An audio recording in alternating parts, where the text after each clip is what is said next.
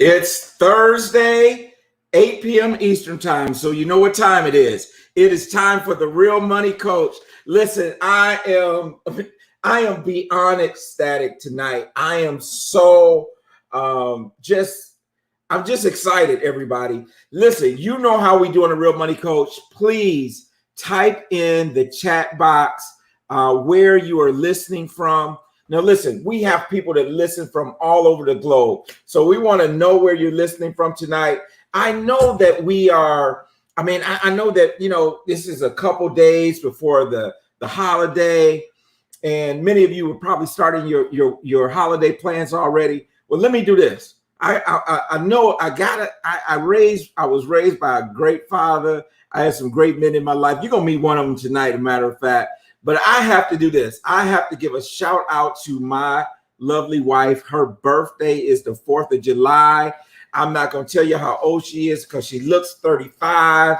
But I'm going to tell you something. I just want to give a shout out to my wife and tell her happy birthday. Her birthday is actually on Sunday. But listen, I know you're listening from different parts of the country, different parts of the state. Please put in the chat box where you're listening from. And we are going to have a great time tonight.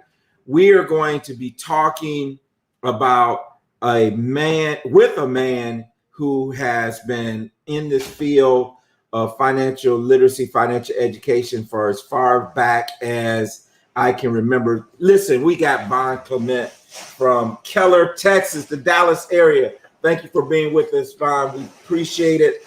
Man, I'm here in Charlotte, and all of a sudden it had just started pouring rain, right? So we know that you're inside, you're watching the show. I had the pleasure of, we've been in COVID. Wow, for we've been shut in. I don't know how many months. Good evening, Adele. Good to have you. But there's two things that happened last week. I actually attended my first live service at our church last week, and let me tell you, it was just wonderful to be back in the house. And it was Graduate Sunday, and so we got to celebrate with many of the graduates. So I want to give a shout out to Pastor Kimball and Mount Carmel Baptist Church as well.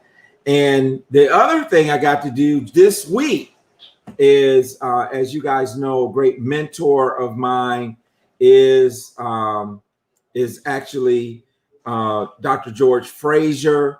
Hey, Alice Martin, how are you?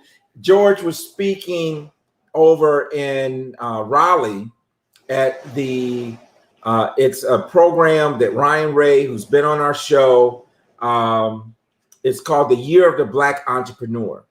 And so it's the first time that I've seen and been to a live event. Well, actually, this is second. I did go to Houston and speak down there a few weeks ago, but it was just kind of nice to get out and see people. Everybody took the protocols in terms of wearing a mask and temperature and all those type of things. But George gave a phenomenal speech. Heard him speak many times.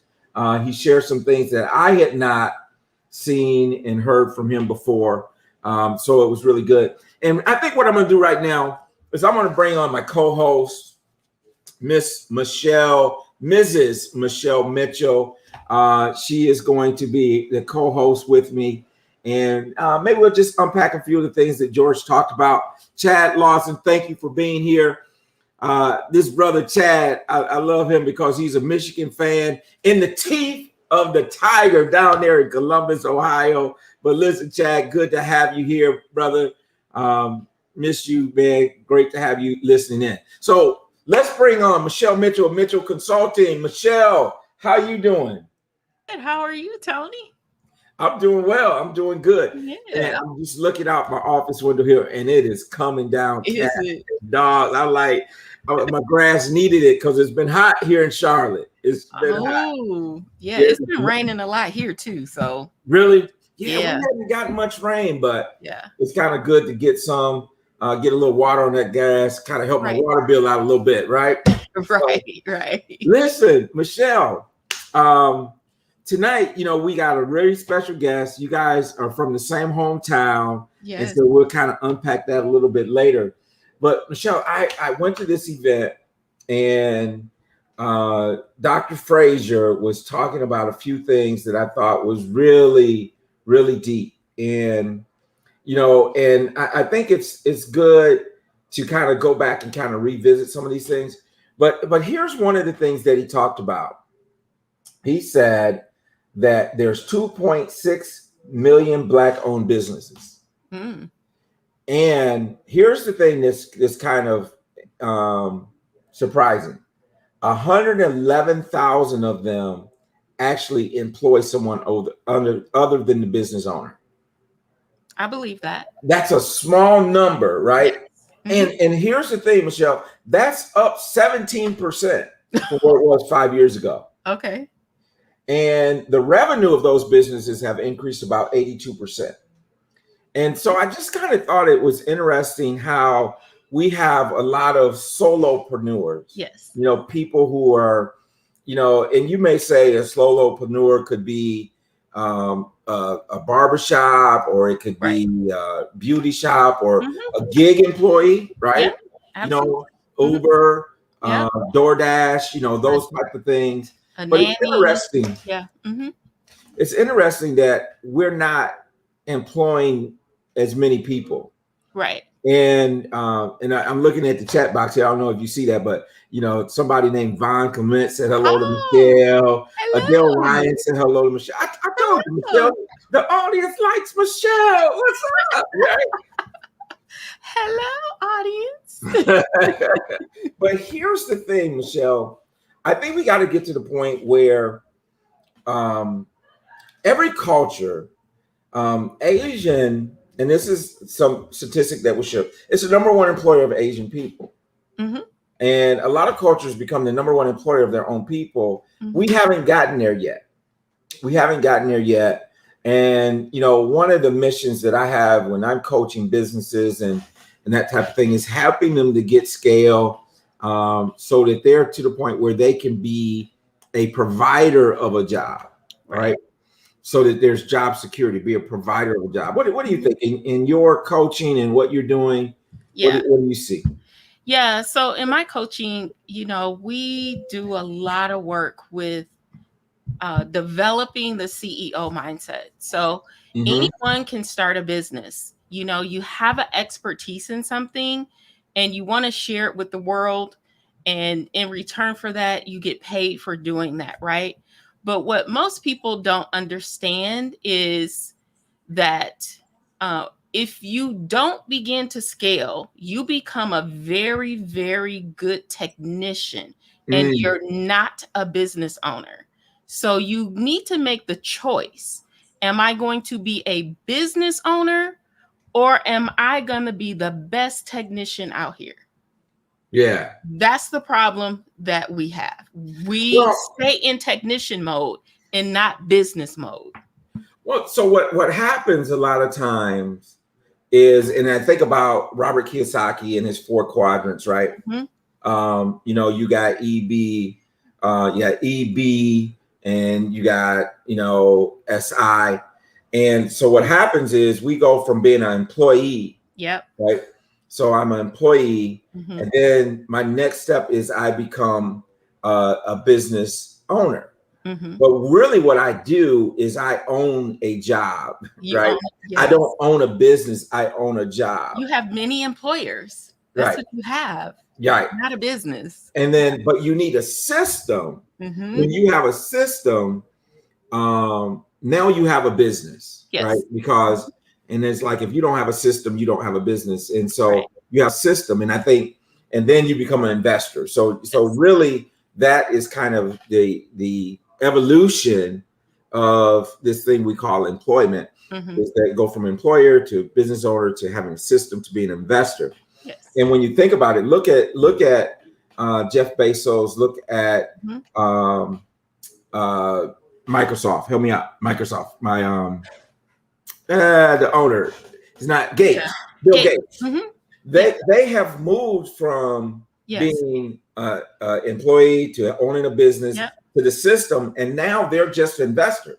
So they're not really involved in the day-to-day operation, but they just own the joint, right? And so I think those are very important. They're a shareholder of the business and they deserve dividends. Right. Right? So the lesson I just got done teaching tonight at George Fraser's Wealth Coalition that I do every Thursday is about the different parts that we are in the stock market, because basically you become an investor and you're waiting for the dividend check. Right. That's mailbox money, right? Right. That's mailbox money. But Michelle, listen, what we focus in on the first Thursday of every month is financial education. And and I know, we're passionate about doing that, getting the education out to the people who need it. And so the person that we're going to have tonight is someone that's been in that arena for a long time. I don't even know how long. I'd have to go back and count the years that I've known Pastor Hines, but he's the first person that I ever, certainly the only church, when he built his church, and we'll have him talk about this. He had a room. It was an investors boardroom where they teach investing. And for a church to be built and have a room dedicated to teaching investing, that's financial literacy. That's making a difference. And so, that has always been something that stood out to me. And so, he's your homeboy from Ben Harbor, Michigan, right? Yeah. And so let me just tell you guys about Pastor Hines. Pastor Hines, if you guys got my email today, Pastor Hines, is a man of many talents. He's been an investor. He's a philanthropist. He's given probably by now well over $1 million of money away. He's the pastor of Lily Missionary Baptist Church. When I was in Jackson and I was at Second Baptist Church, and even after I planted church, I've always remained really close and admired Pastor Hines, Pastor James Hines. Him and Sister Hines are just two of the most genuine, nice people that you ever meet. And also, he's a terrific leader in the community. He was very close to my pastor. And one of the things I like about Pastor Hines is that how he honored the legacy of the pastor who preceded him, and Pastor Wade. And so that's a man of integrity. And we know this is that if you give the credit away, it'll come back to you. And he's always been one that I think has done that in an extraordinary way. And so I'm going to save some of it for when he comes on the screen, because there's so much that I could go back and talk about the influence that he's had with me and even my kids. So without any further ado, I want to bring on the screen my friend, Pastor James L. Hines. I feel like I want to clap. We want to clap. we need to clap and let the internet catch up with us here. Awesome. Okay, let's see what's going on. Looks like we got that little circle. Y'all know how it can go sometime. So I know your brother, Von Clement, who's listening tonight, him and Pastor Hines were friends in high school. Yes, they were. Do you remember Pastor Hines? I remember Derek's friend. Yes, I do. Yeah, I remember his friend. So we're kind of waiting this for the internet to kind of catch up with itself. And Michelle, I know growing up in Ben Harbor, tell me a little bit what it was like growing up in Ben Harbor. Growing up in Benton Harbor,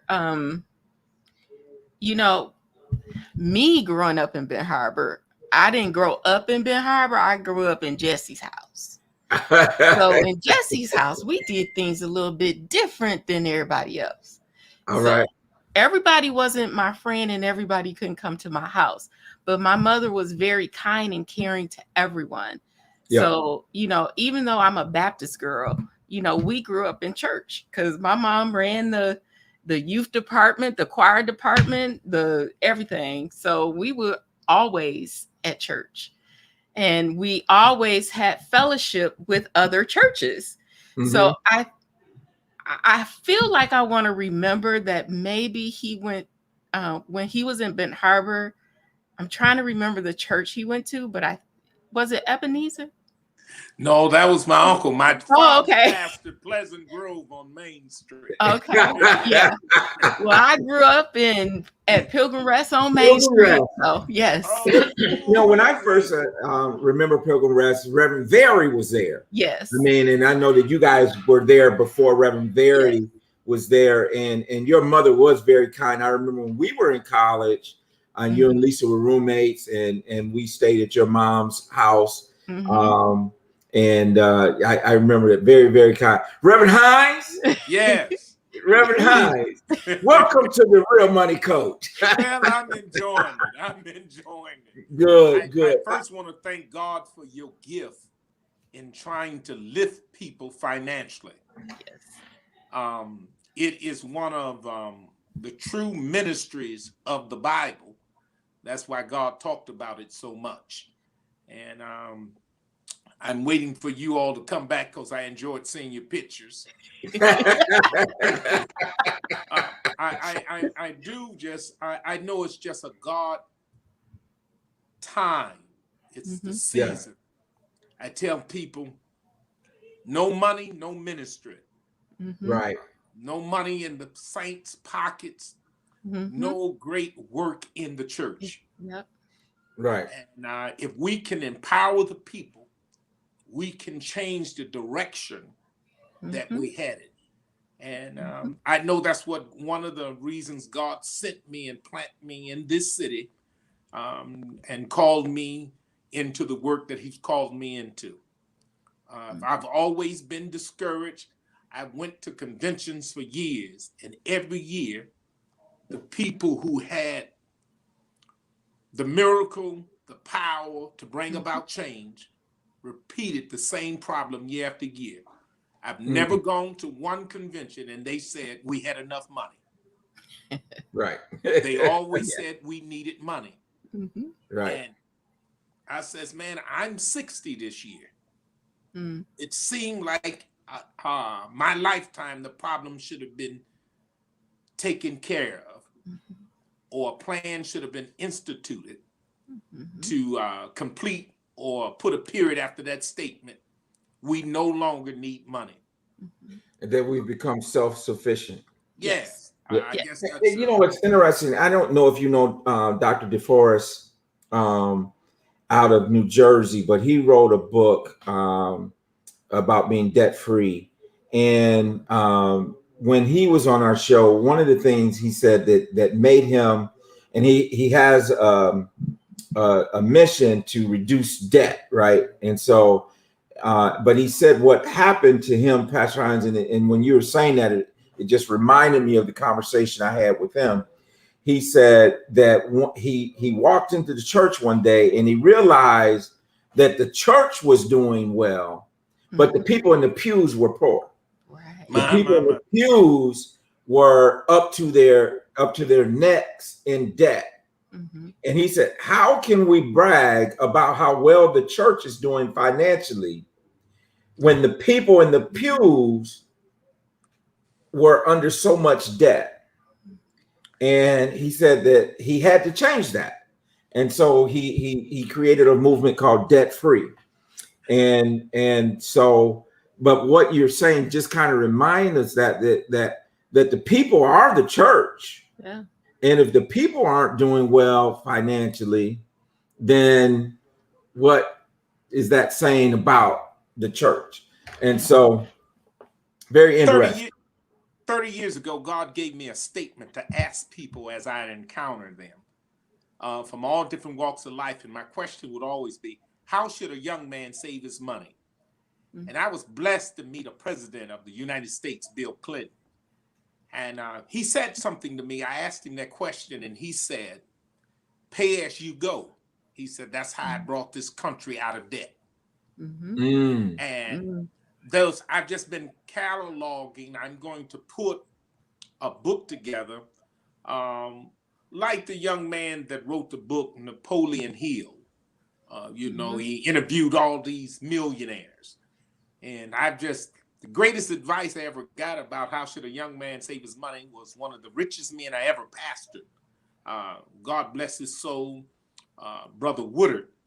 He said, stop grabbing everything your eyes see. Now, that's old talk to have some discipline. My father put it this way. My father came and preached at my first anniversary service, and he preached the subject, a little dab of do you. I was like, no, Dad, don't preach that. Don't tell the saints that. Don't tell them that. But he told me, you're going to get everything you want, just not right now. Right. Got it. You can have some discipline. You can enjoy more than you can ever believe. That is true because I'm 59 and a half, and I called one of my financial institutions and I said, I'm 59 and a half.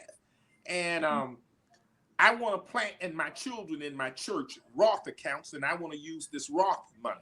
Now, the point behind this whole story, in 1998, me and my wife went in a covenant and gave all our money to the church to build a new church and a youth center. We was dead broke.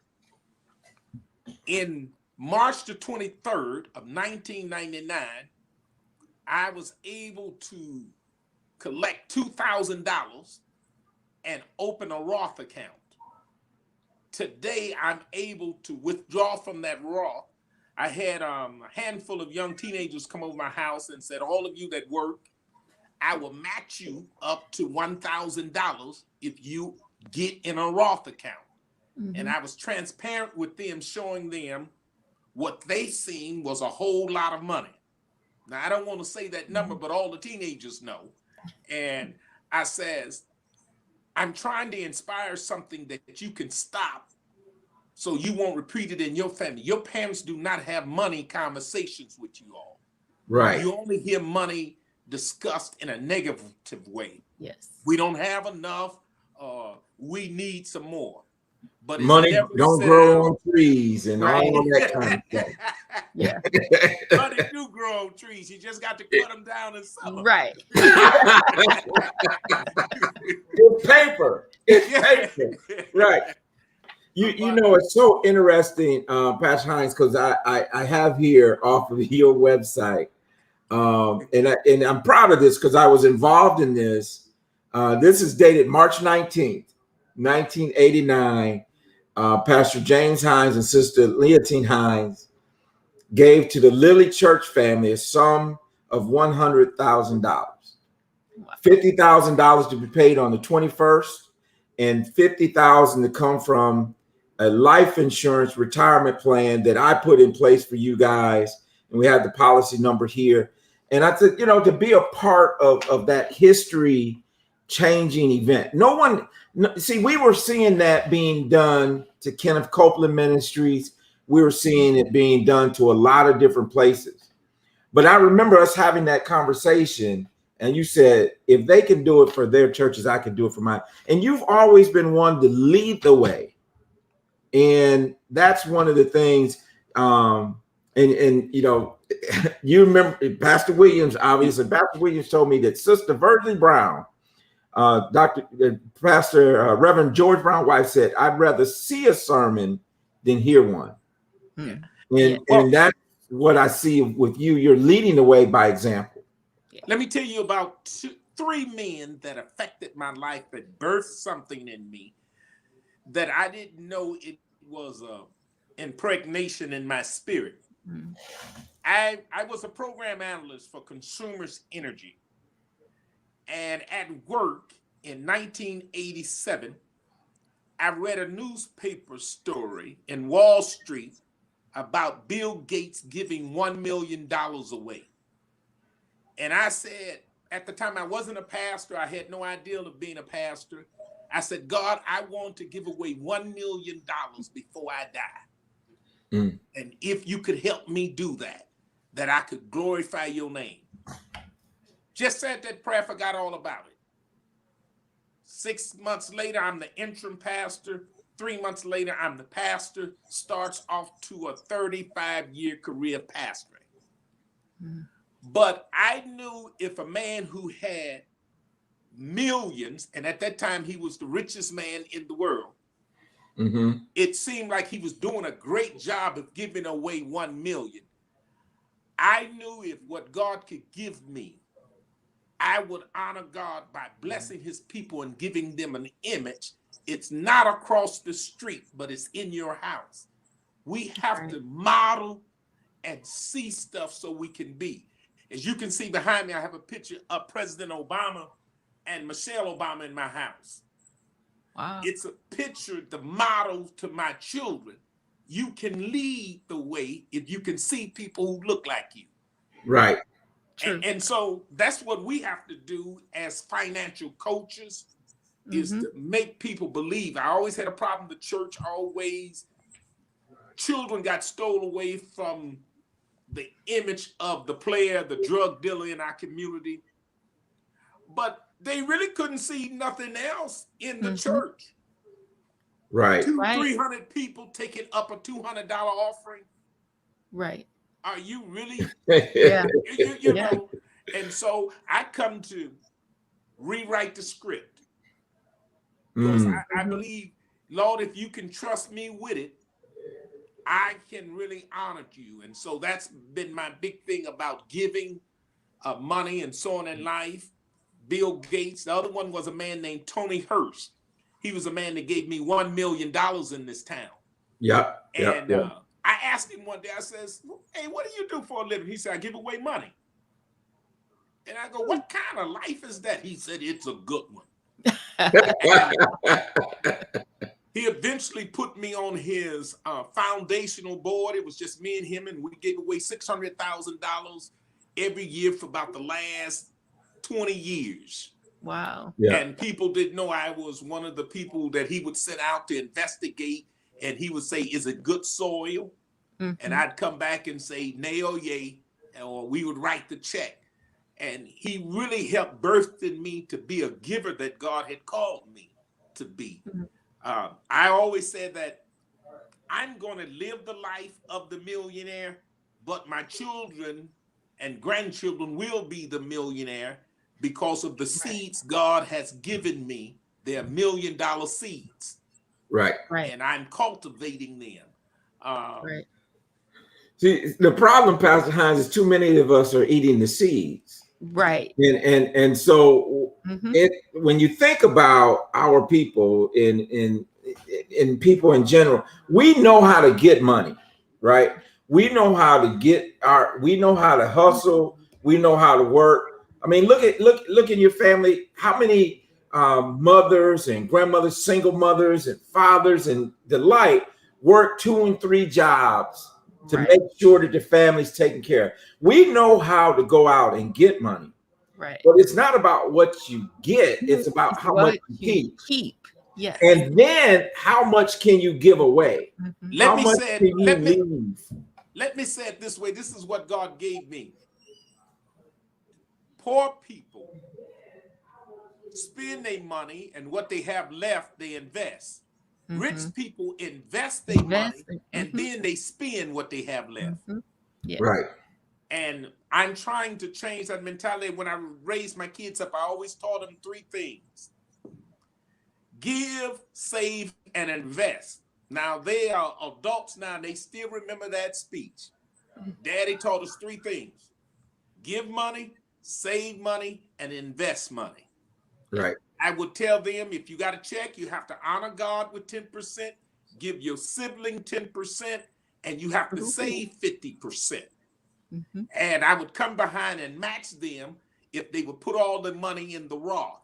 Now, they was like, Dad, we got a lot of money, but we got to wait till we're 59 and a half. I said, so you got to eat right, live right, so you can have your money right.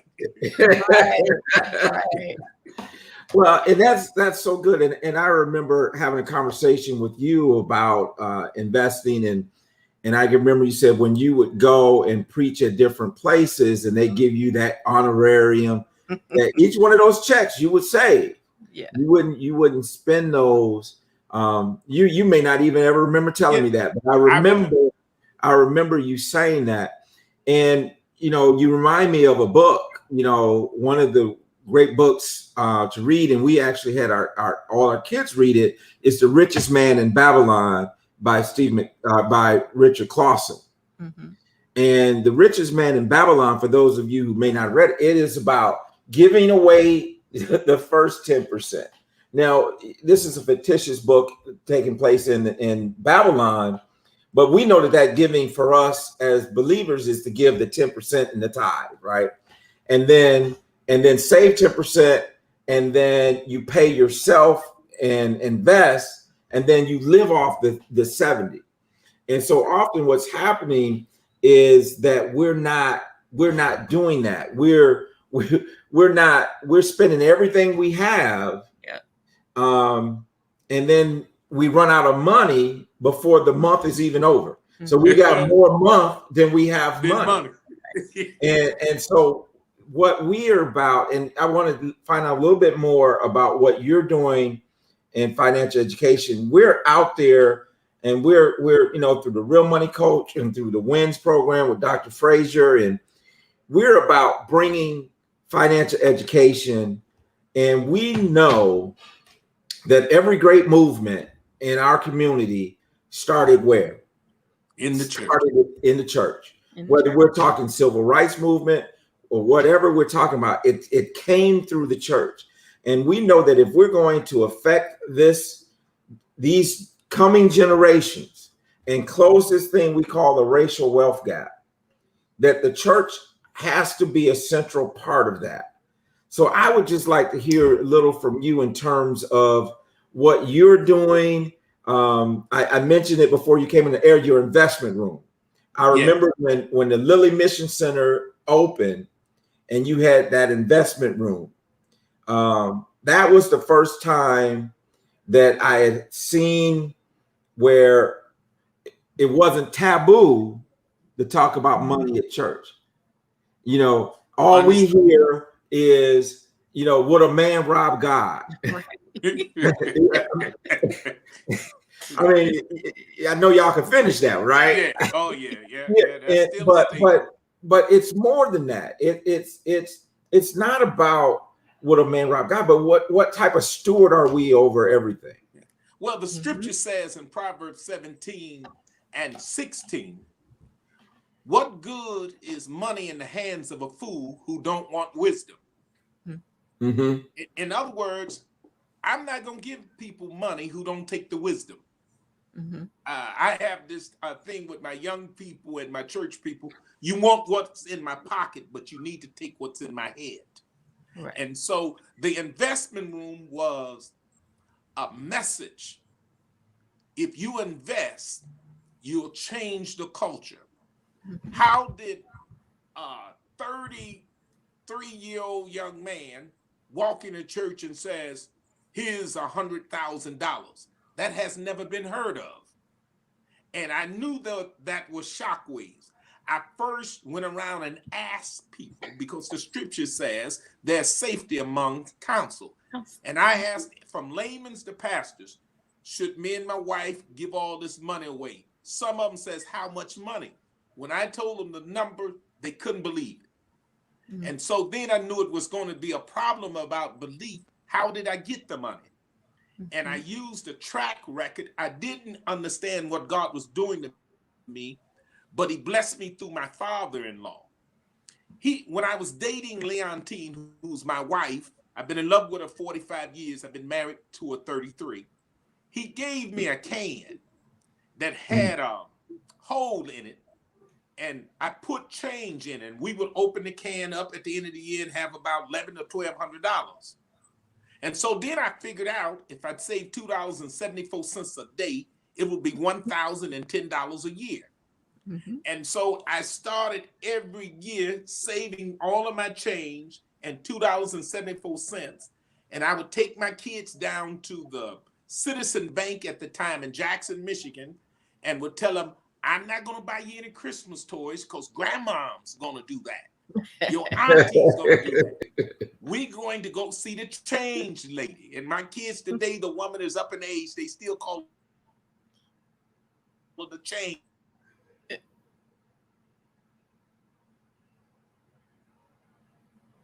Is it just me? Nope. Yeah.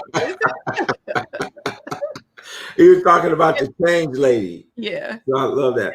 And I love what he's talking about reminds me a lot of when we had Boyce Watkins. And Boyce Watkins, one of the things that he talks about, I think he's coming back. One of the things Boyce talks about is if you invest $5 a day. Yeah. Yep. If you invest $5 a day, you could really retire very, very wealthy.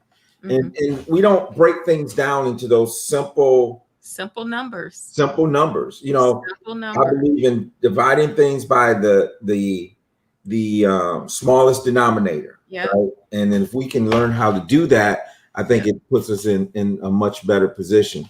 Yeah. So I can remember growing up, my dad would always say, you never spend everything you make. Never.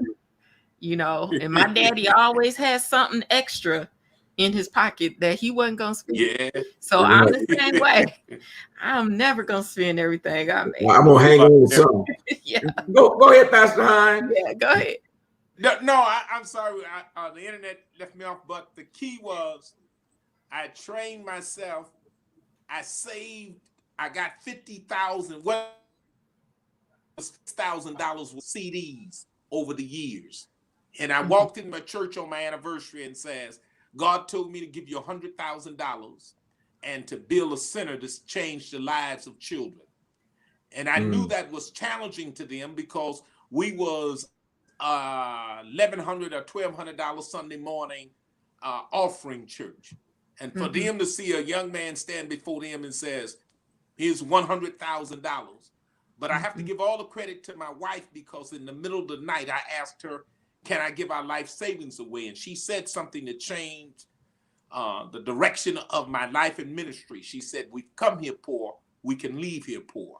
Wow. And that's why you got to have somebody in your life who can help anchor when the storm is raging in your life. Anytime you're trying to get to where God's taking you, there's going to be a storm, but you better have the right person on ship that get up and say, peace be still.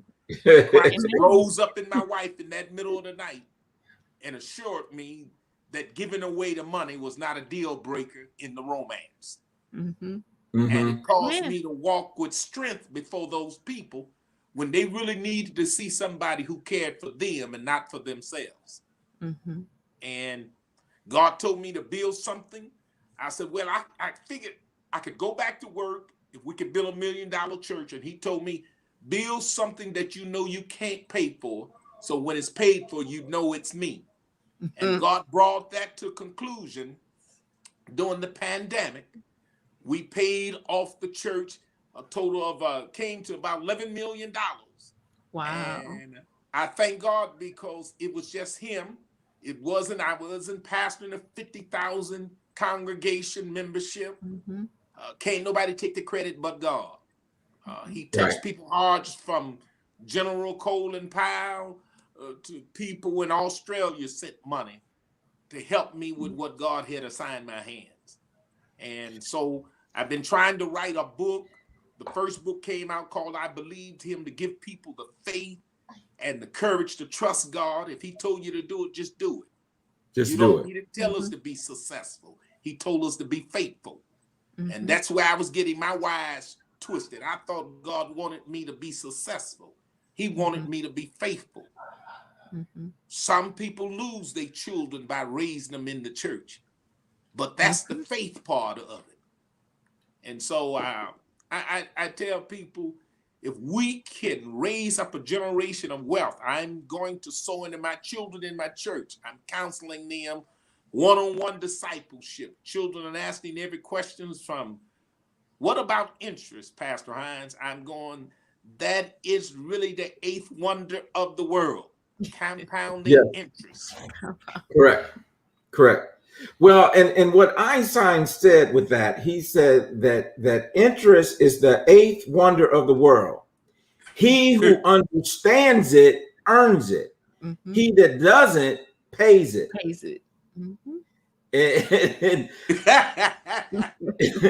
Right, and so that's what we have. I like your review. but we want to be on the side that earns it. Right. And I even talk about that in my book that's coming out is the compounding interest, understanding time. And earlier you really were talking about delayed gratification, right? That's the big word for what we say, just dab a little bit in, as your dad said.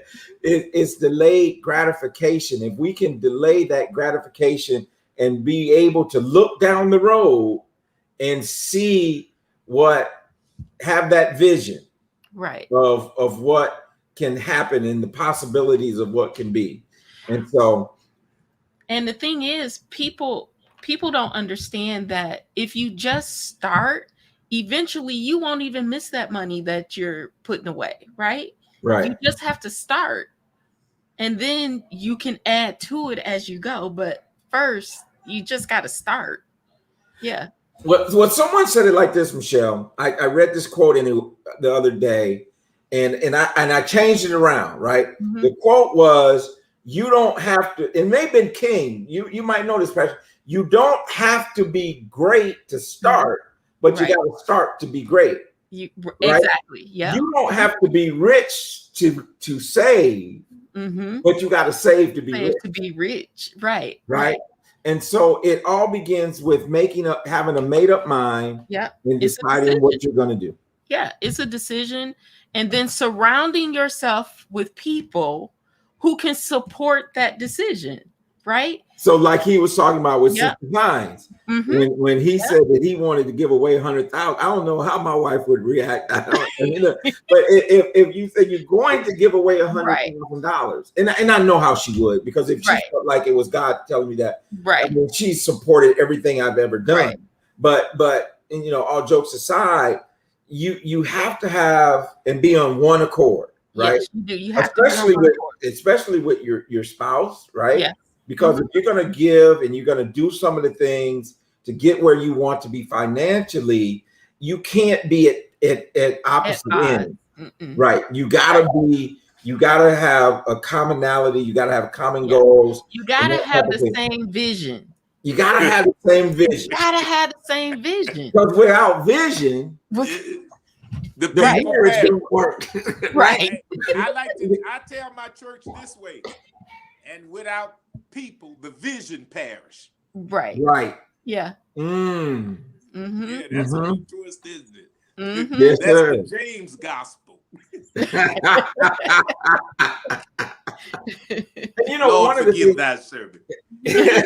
One of the things I do want to talk about is the Lilly Mission Center, and just from the standpoint, I want to just, like, if I could do this, let me make a report, right? The Lilly Mission Center is always, when my kids were little, they were part of that reading program. They were part of the reading program. Michelle, you remember our kids used to go every summer. Every summer. They would go to the reading program. That reading program was at Lilly Mission Center. I didn't know that. And now we look at these kids. You got Adrian, you got Christopher Morehouse, man, right? And you got Adrian is getting her master's in speech pathology. Tony is at Howard getting a double master. He'll come out with a master's in social work and an MBA. But that reading program was a foundation for them, Pastor Hines. And when they were little, they were participants in the reading program. As they got older, they became peer mentors in the reading program, and that you just can't put value on what that has instilled in them over the years, that they're now, I mean, and they're pro HBCU and all those type of things. And we didn't even know what an HBCU was back in the day, but where we were, but it's just education. And I'm concerned sometimes because we've begun to devalue education.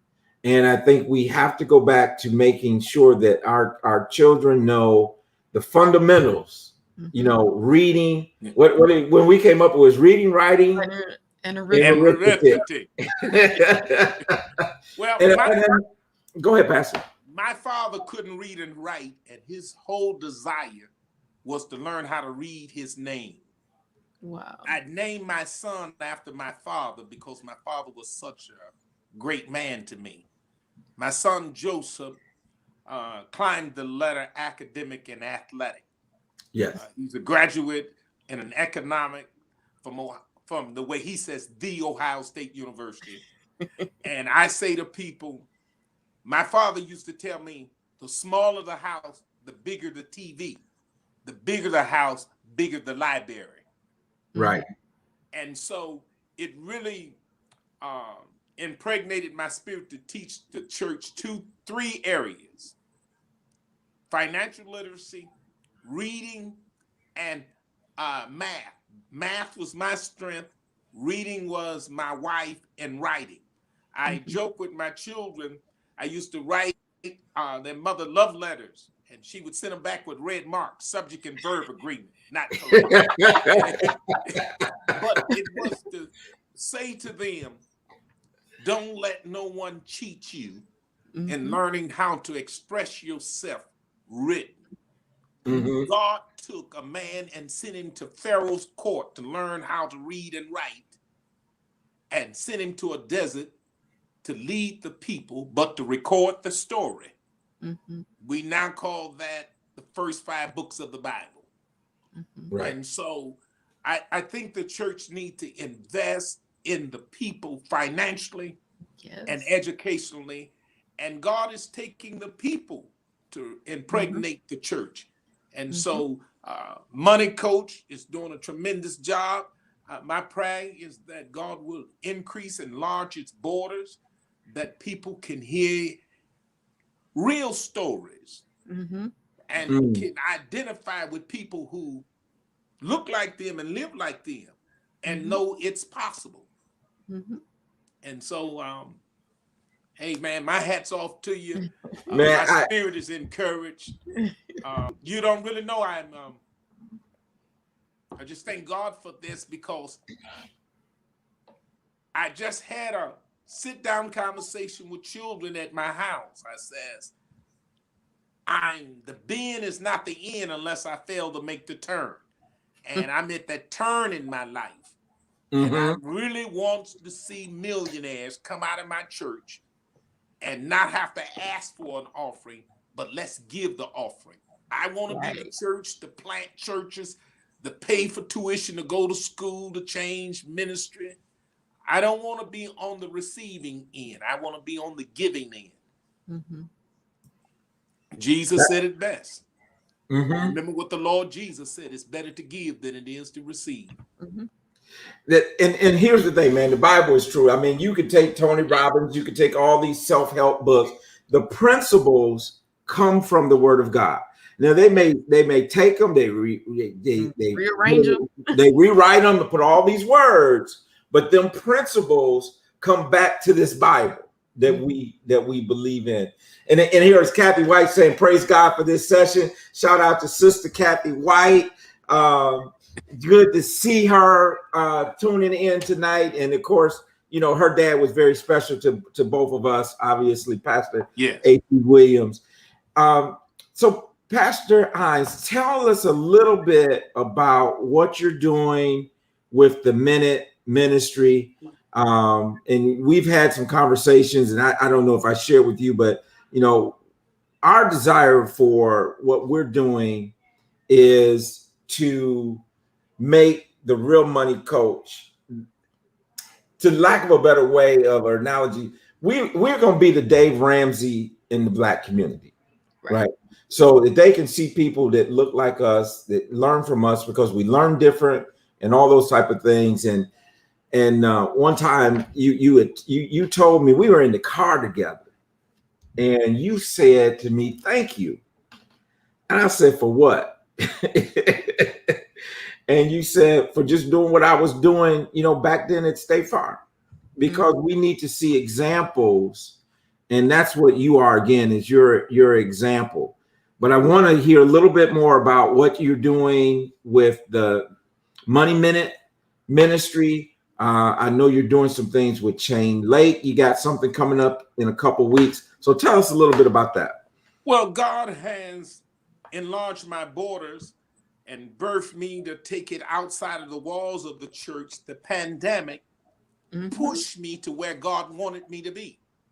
Yeah. I was never on Facebook, YouTube. You know, I thought my crowd was large enough.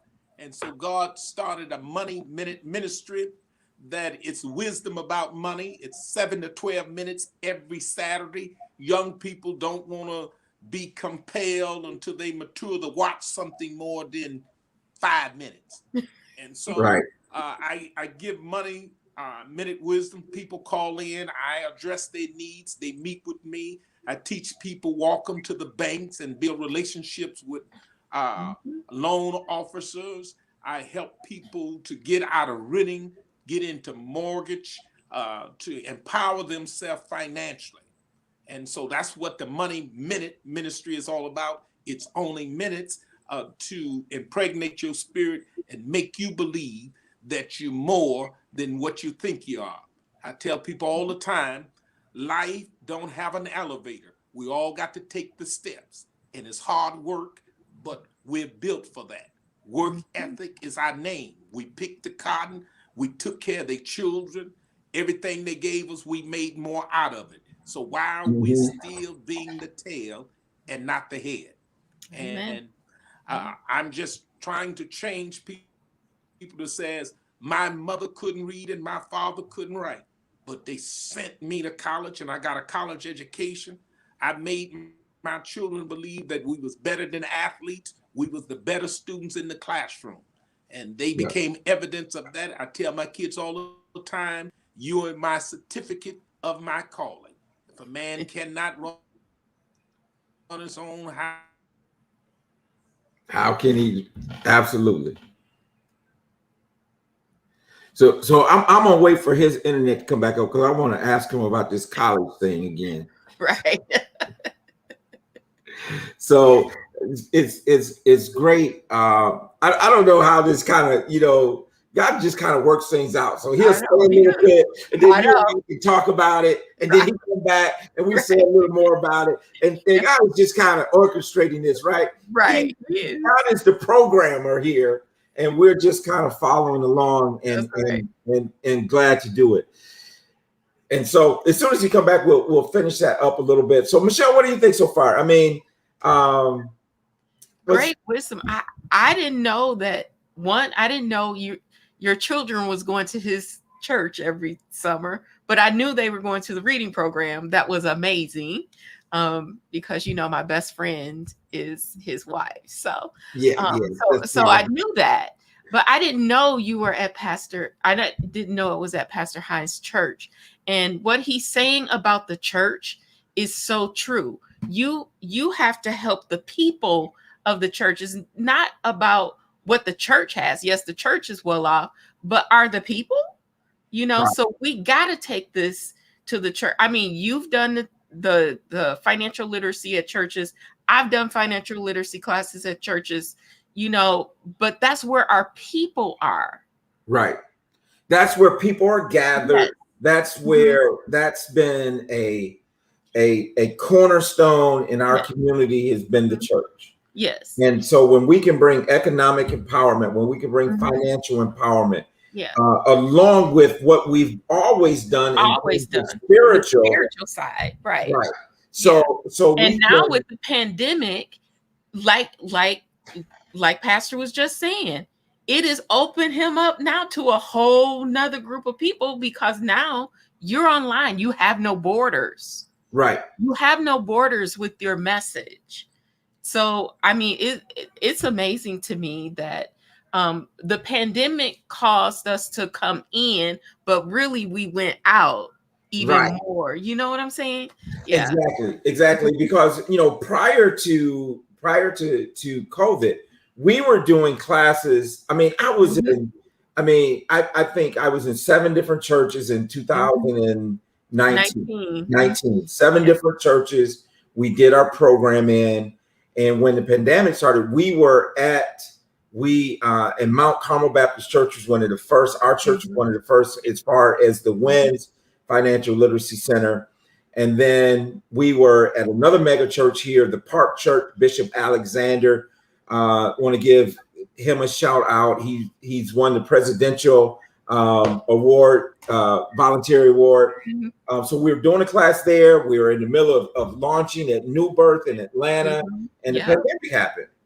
And so now it forced us to do something different. Right? To different avenues. And now we're touching, I'm having classes with churches in California. I mean, physically, you couldn't have been to all those places. Exactly. But with the technology, we can, and we have taken it up another level. And I think it's so important because this information is so important. You know, because my people perish for lack of knowledge. Yes. And once you have the education, nobody can take it from you. Once you know, right? Right. And no one can take it from you. So and we take away the excuse, I didn't know. Right. Exactly. You take away that excuse, right? And like I always say in a lot of our classes, I got this from George, but rich people stay rich by acting poor. Poor people stay poor by acting rich. And we have this whole thing twisted around. We have this status anxiety going on where we want to drive the best cars. We want to wear the labeled clothes. We want to do these things. And I'm not saying not to do any of those things. Right. But everything in moderation. Right. Everything in moderation. Right. And so, that's really what we're about, is just teaching people to live within your means. Live within your means. Below your means. Actually, below your means. Below your means. Right. Don't come up to the line. Right. Right. Live below your means. Save. Become debt free. Yeah. And that's why the tagline of my book is debt free, tax free, stress free. That's what retirement really means. That is retirement. So retiring financially free. So we do want to do this. I hopefully Pastor Hines will be able to join back in as we close. But I do want to remind people this. Go to info or email us at info@therealmoneycoach if you would like a free consultation on your financial, where you are. There's three or four things that we do with every client. Number one is we give you a debt repayment schedule. So we give you a debt repayment schedule. We'll take a look at where your life insurance needs are. We'll take a look at where your retirement needs are. And then we'll also do a tax consultation with you so that you can see what your tax liability are. That is free. That is free. And I'm also compelled to tell you this. We've seen it so many times. Get yourself, if you don't come to me, that's fine. But make sure that you're covered. We don't need another GoFundMe in our community. And one of the things that I was going to talk about here, even with Pastor Hines, and we ran out of time, is how many people has the church, the mission center, had to bury because we wouldn't take care of the basic needs of life insurance. And we all gonna leave here, right? We're not gonna get out of this life alive. So make sure you get that basic need taken care of. And then making sure that you got financial plans in place so that your latter days will be your best days. And that's really what we want. That's our desire. And the other thing you can do, and we'll start to have some graphics of this pretty soon, where you can pre-order my book, which is Increase, Protect, and Dominate Your Money. You can go iPadYourMoney.com. You can pre-order the book. And in there, I share stories with clients and stuff that I've collected over the 24 years. I share mistakes that I've made to help you so that you don't make those mistakes. And the good news is, and thank you for Renee, The good news is that regardless of where you are now, you can't change yesterday. You cannot go back and you cannot change a decision that you made yesterday, but you can make a difference starting today. You can make a difference starting today. He FaceTiming me. Hey, there's more than one way to skin a cat. We got you here, Pastor Hines. I'm gonna see.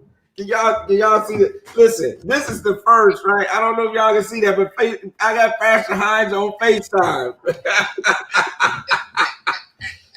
Hey, listen. What reminds me of this, Pastor Hines, as we're talking, is that whenever and we were talking about this Tuesday night. When God gives you a goal, what does he do? He puts an obstacle in your way. Our job is to get through it, around it, under it, beneath it, however we can to get around that obstacle. And that's what you just did. You said, listen, I can FaceTime this brother and finish this thing out.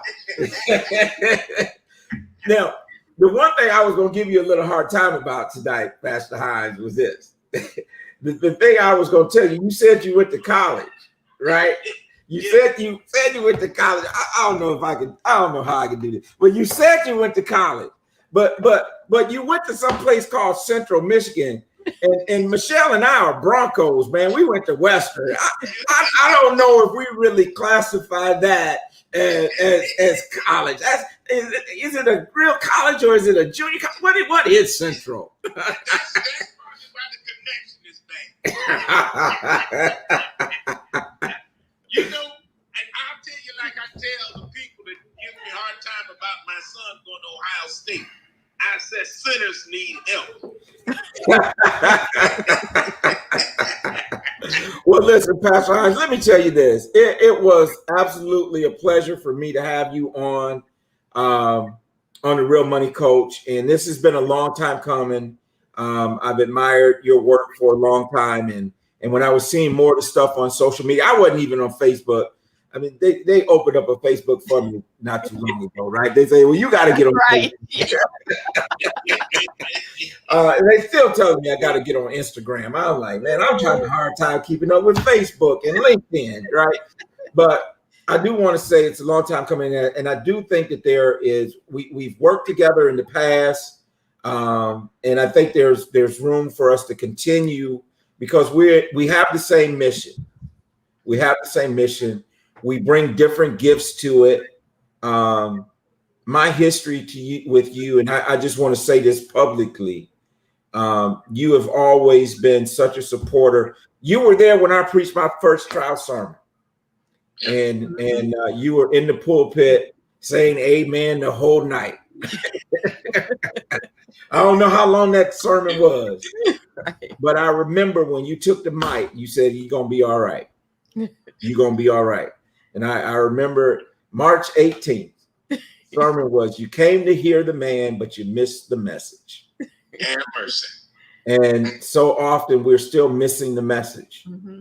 And so our message tonight to the viewers is, in all you're getting, get an understanding. Yeah. And all you're getting of your money, you working, and I work as hard as anybody. Mm-hmm. In all of your work and all of your getting, make sure you get an understanding of how to handle your money, what to do with it, so that you just don't see it slip through your hands. It'd be like a basket with a hole in the bottom of it. Mm-hmm. You got to close the hole. You got to mend the hole. And the only way to do that is to change the mindset. It all begins with a mindset. If you don't change the mindset, and I tell people this, I tell my customers this, Pastor Hines. I have customers that have millions of dollars in death benefit. Said, if we don't teach your beneficiaries what to do with this money when you go, it'll be no different than them winning the lottery and being broke in 2 years. Yep. So we got to teach. We got to teach. That's so important. So I don't know. Can you hear him? Yes. Okay. I'll say this. The scripture says Paul and Silas You know, it wasn't a one-person journey. It was always Paul and. When you're really trying to get to a mission field, you have to travel with somebody. And God designed it that way when he first sent them out 2 by 2. And so my prayer is that we would travel together to help deliver the people from a financial curse that have gone over generations. But God has awakened and sent the people help through such devices as Money Coach, Money Minute Ministry, from talk shows. My prayer is that they would listen and be awakened. And so I say to you, my brother, well done. Let's just be faithful to our calling. Amen. Amen. I appreciate that. Michelle, any final words from you? My final words to the people is what you just said. Get an understanding and create some discipline in your life so that you don't have to be bound by debt and not enough. So that's my message. No more lack. No more lack. No more lack. Mm-hmm. No more lack. And I want to finish this up, and there's 2 Kings 4 where the widow, it tells us so much about financial literacy, because if you read that, it talks about how her husband had died. Mm-hmm. Now, obviously, there was no insurance because his creditors, which talks about the debt, were coming, and they were going to take her children, her son, as a slave to pay her husband's debt who died. Mm-hmm. And the man of God told her this. He told her to go and collect all the empty vessels. Mm-hmm. Now, what I love about that story from our entrepreneurship is this, and I've said this in our classes, is what's really happening here is God is telling us everything we need is already in the house. Already in the house. And what happened was she sent her son out to collect all the vessels, the empty vessels. Mm-hmm. Now, what does that tell you? That means that if the vessels was empty, that means that there was already a need for what she was about to produce, mm-hmm. because the vessels were already empty. They'd already used the oil. Mm-hmm. And then when she obeyed the man of God, and they started pouring oil, and he told her this, he said to go and sell the oil. Now, can you imagine you at the marketplace, mm-hmm. and this widow woman that you know that they were about to take her children, mm-hmm. and she gonna turn around and sell you oil back in your own vessel you gave her. Right. But then he told her to sell the oil, pay your debts, and live off the rest. Yep. And so that's what I'm telling you tonight. My message to us is to pay your debt, mm-hmm. desire to be debt-free, and live off the rest. Yep. So with that, we're about 10 minutes over. If nothing else, this has been a unique show. Nobody has ever come in on FaceTime, Pastor Hines. So you're a trailblazer, but I love it. By any means necessary. By any means necessary. By any means necessary. So my friend, God bless you. Please give my love to Sister Hines, Elise, and Joseph. You always have been a wonderful family. So Michelle, take care of Pops. Yep. Tell my boy I say hello. And everybody out there, have a good night. You've been watching The Real Money Coach. We'll be here next week, 8 p.m. Eastern Time. God bless you. Bye-bye.